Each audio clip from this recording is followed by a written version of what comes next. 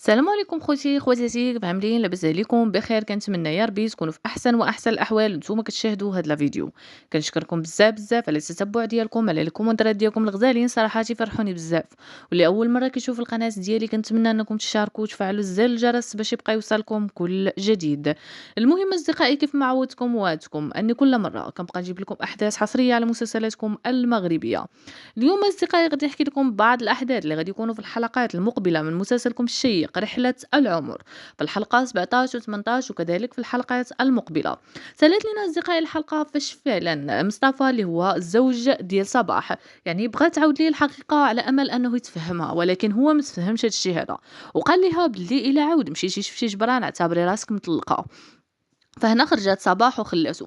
ففعلا صباح غادي نشوفوا انها غادي تخاف ان الزوج ديالها يطلقها ويتخلى عليها، حيت فعلا وقف معها بزاف في الحياه ديالها يعني، وكان سند ليها طول دوك السنوات كاملين. فداكشي علاش غادي نشوف ان صباح ما غاديش تمشي لدار العجزه، يعني ما غاديش تمشي تشوف جبران. وغادي نشوف اصدقائي ان جبران فعلا الحاله ديالو غادي تسوء، حيت فعلا غادي نشوفوا ان جبران غادي يبقى يتسنى في صباح انها تجي تشوفو، وغادي يسحب له بلي فعلا من مورا ما يعني قال ليها بلي ما بقاش عاقل عليها، كيسحب ليها بلي راه بصح، بلي راه بصح ما بقاش، بصح ما بقاش عاقل عليها. داكشي علاش ما بقاتش كتجي عنده لدار العجزه. وغادي نشوف انا صباح فعلا غادي تكون يعني مقلقه بزاف على الزوج ديالها اللي فعلا ما تاقش فيها، يعني وما تاقش فيها طول دوك السنوات، وكان ديما كيعتبرها باللي هي كتبغي جبران وما كتبغيش هو.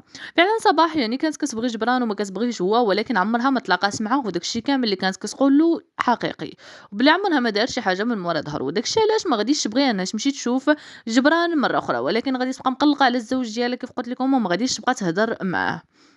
وكذلك أصدقائي غادي نرجعوا لينا لمينا.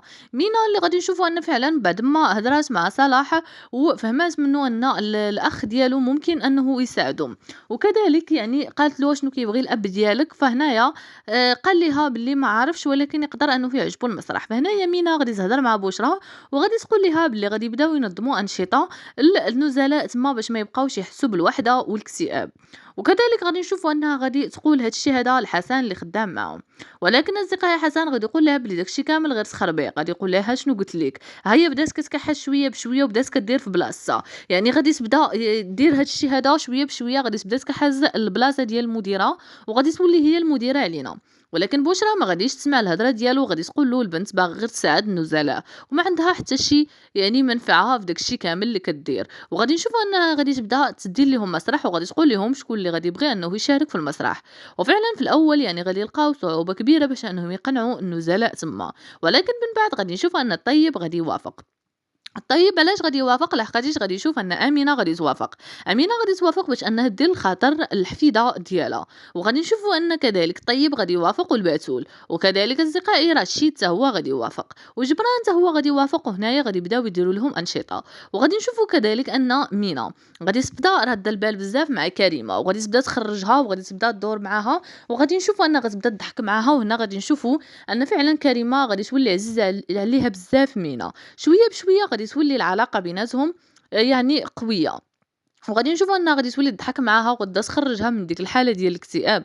وغادي نشوفوا ان فعلا غادي تبدا تحس كريمه باللي فعلا داكشي اللي كدير يعني غلط، وباللي خاصها انها فعلا تكون قريبه من البنت ديالها يعني وطلب منها السماحه. ولكن هذا الشيء غادي نشوفوه في الحلقات المقبله. وكذلك غادي نشوفوا السعديه اللي جات وفعلا كل مره كتبقى تقول لهم باللي الابن ديالي وبنته جراو عليا، وفعلا هي جات لتما غير بغرض واحد، يعني الغرض ديالها علاش جات لدار الاجازه هو انها بغات تلقى راجل وبغات انها تعاود تزوج. داكشي علاش ديما كتبقى قريبه من الطيب وديما كتبقى تدور به. طيب اصدقائي يعني ما كيبغيهاش اصلا، هو كيبغي امينه.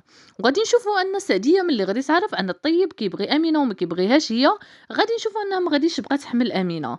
وفعلا غادي نشوفوا ان الطيب غادي يفرح بزاف ملي امينه غادي توافق عليه. وغادي نشوفوا ان السعديه غادي يكتشفوا الحقيقه ديالها في الحلقات المقبله، بحيث ان الابن ديالها غادي يجي يبدا يقلب عليها، وفعلا غادي يلقاها في دار العجزه وغادي يقول الملكه باللي هو مده وهو كيقلب على الام ديالو اللي ما عارفهاش فين مشات يعني، ومده وهو كيقلب عليها. فغادي تقول له ياك انت اللي رميتيها وانت اللي لحتيها. فغادي يقول لهم لا انا ما رميتش الام ديالي، بالعكس راه هي اللي هربات لينا من الدار. فهنا غادي يكتشفوا ان فعلا السعديه غير كتكذب. فهنايا السعديه غادي تقول لهم باللي هي فعلا اللي هربات من الدار، حيت فعلا ما بغاتش انها تبقى مع الابن ديالها ومراتو، حيت هي كتقنط بزاف وكتحس بالملل، داك الشي علاش هربات، يعني داك الشي كامل اللي قالت ليهم غير كذوب. وكذلك غادي نشوفوا أن مينا من مورا ما غادي تبدا تحس أن النزلاء بداو كيخرجوا من الحزن ديالهم، غادي تفرح بزاف حيت بدات كتوصل لداك الشي اللي بغات، وبدات كتحس بالراحة ديالها، وغادي نشوفوا أن هي وصلاح غادي يكونوا فرحانين بزاف بداك الشي اللي وصلوا ليه والإنجاز اللي وصلوا ليه، من مورا ما غادي يساعدها وغادي يعاونها في داك الشي كامل اللي كانت كتحلم به.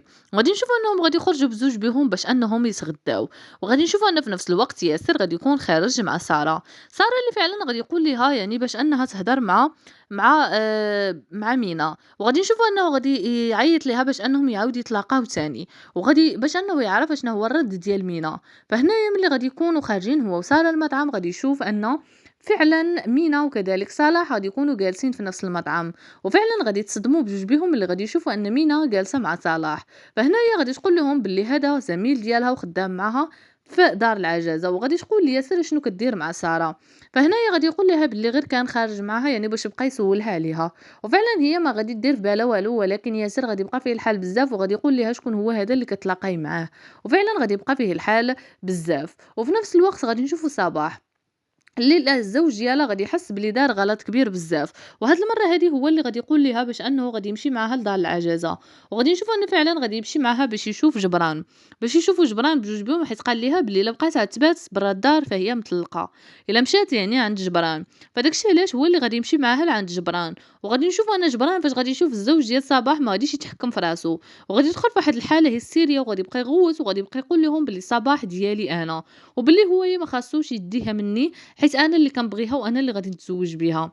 وفعلا غادي نشوف ان صباح وكذلك الزوج ديالها غادي يتاثر بالحاله ديال جبران والمرض ديالو اللي وصل ليه. وكذلك أصدقائي غادي نشوفوا في الحلقات المقبلة أن عبد الله فعلا الأم ديالو بعد ما قالت له صافي غير سير اللي يشوفك شي واحد، غادي نشوف أن الزوجة ديالو نرجس غادي تولي هي منخرطة في الجمعية اللي كتساعد دار العجزة، وهنايا غادي تبقى تلاقى بزاف مع أمينة، وغادي تسولها وغادي تقول لها واش هدرتي مع بنتي، غادي تقول لها وغادي تقول لها عافاك بقاي تردي ليها البال، حيت مينا فعلا ما غاديش تبغي ترجع للدار. فغادي نشوف انها غادي تولي تلاقى بزاف مع أمينة نرجس، الشيء اللي ما غاديش يعجب عبد الله. وهنايا غادي نشوف ان نرجس غادي تبدا تعيق بعبد الله، وغادي تبدا تعيق بان الام ديالو تقدر تكون مازال عايشه، خصوصا اصدقائي ملي غادي